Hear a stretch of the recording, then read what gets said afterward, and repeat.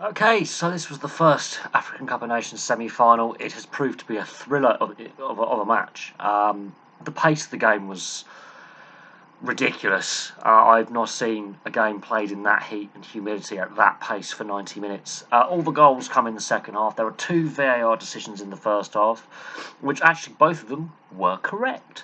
To be honest, it was a very even first half, and it was a very open end-to-end first half.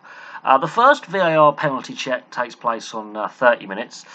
The Burkina Faso goalkeepers come out, and there is a collision, and the referee initially gives the penalty. Now, as a result of that collision, the starting goalkeeper for Burkina Faso has gone off injured, and has been replaced by a guy who's only had 3 caps at this point, and doesn't play at a high European level. Now, at first glance, it looks like the keeper has cleared out the Senegalese attacker by just going through him. Actually, it turns out he wins the ball. It's a very long VAR check, and that is one of the problems with VAR, is the length of time the checks take to be completed, even if they are a correct decision. And VAR has been heavily criticised for quite some time now. It doesn't matter if it's international competition or league competition. But there's no penalty given. Then there's the second VAR check for handball. Now, again, the Burkina Faso defender's turned his body away. His arm is right across his chest. It pings off his elbow. It's at point blank range. Again, referee gives a penalty. Again, VAR comes in, and again VAR gets it right. But again, to me, in this instance, VAR has worked, but in previous games, it hasn't.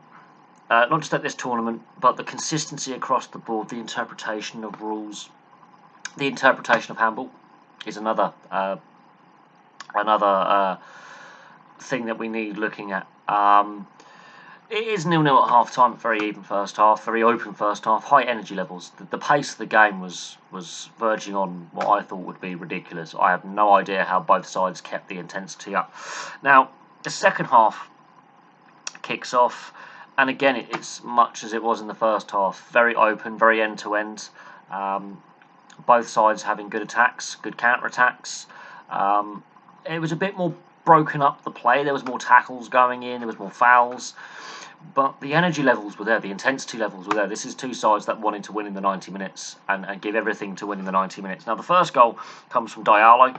Burkina Faso have not cleared the corner, basically. The ball's bouncing around, and he stabs it in from very, very close range on 70 minutes. And then this is where the last 20 minutes becomes completely insane. Idrissa Gueye scores the second. And this is Sadio Mane closing down. This is Sadio Mane off the ball, working hard. Sadio Mane is a great two-way game. Liverpool fans will say how good Sadio Mane is in defence. And Burkina Faso want to play out from the back. They want to play their style, which is at pace, quick passing, and running at pace. They overcomplicate it.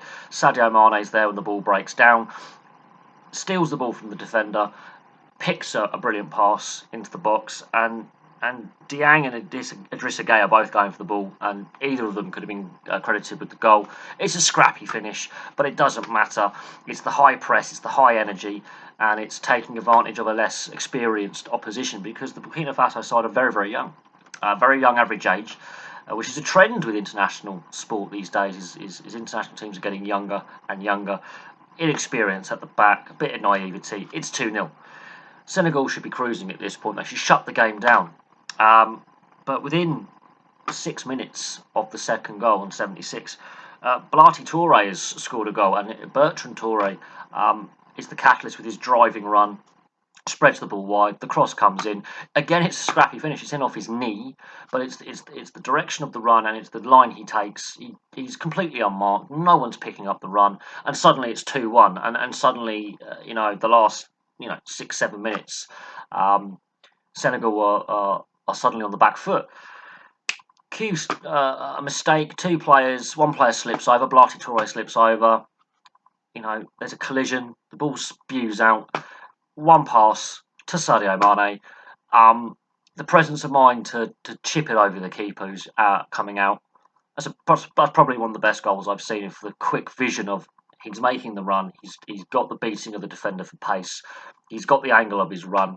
The keeper is inexperienced, young and experienced keeper at this level. He's possibly gone down too early, and it is a brilliant finish.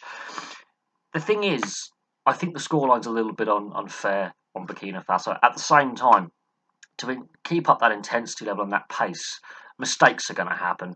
And it was a very entertaining game. And for once, VAR, while it is a massive talking point, wasn't controversial. It got the decisions right. But however, there is still a lot of issues with VAR.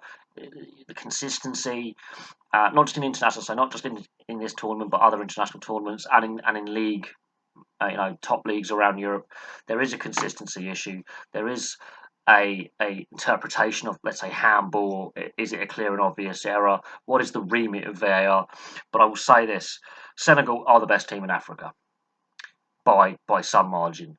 They struggled early on to get flowing with goals. Their last two games, they've scored 6 goals. They trebled their goal total in 2 games from where they were before. So they struggled, limped through the group stage, weren't overly convincing, a bit stuttering.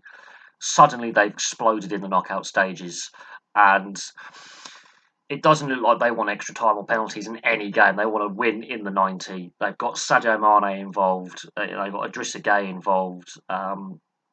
Edouard Mendy in goal has pulled off some magnificent saves and is making a case to be Chelsea's #1 goalkeeper when he comes back from the African Cup of Nations, and quite rightly should be possibly Chelsea's #1. He's possibly one of the best goalkeepers on form right now, and he's a very underrated goalkeeper. Suddenly, Senegal have come alive. They are under a lot of pressure to win this tournament. Aliou Cisse, the coach, is under a lot of pressure to win this tournament. But on that second half, that last 20 minutes, the clinical nature of Senegal and the fact that the game had been played at such a high pace, but they kept their energy levels up and their concentration levels up, and were given a proper challenge, can only bode well. Now, obviously, tomorrow we've got Cameroon versus Egypt. That's going to be a clash of the Titans, 2 of the most successful teams in this competition's history. Of course, Senegal have never won it. So, Senegal were in the final. They've got that extra day's rest, and it could be a titanic struggle between Cameroon and Egypt. And Egypt haven't really been flowing. They've been stuttering their way through the tournament, not conceding a lot of goals, but they're not scoring a lot of goals. And Cameroon, while they're scoring a lot of goals defensively, they are very, very suspect. Can Egypt up their game? That'll be very interesting tomorrow. But for now, thank you very much for watching. Senegal thoroughly deserve to be in the final. And of course, we'll see what happens tomorrow, and we'll see what happens in the final as well. But thank you very much for watching. Please place your thoughts in the comment section below, and I'll have some more videos for you very, very soon.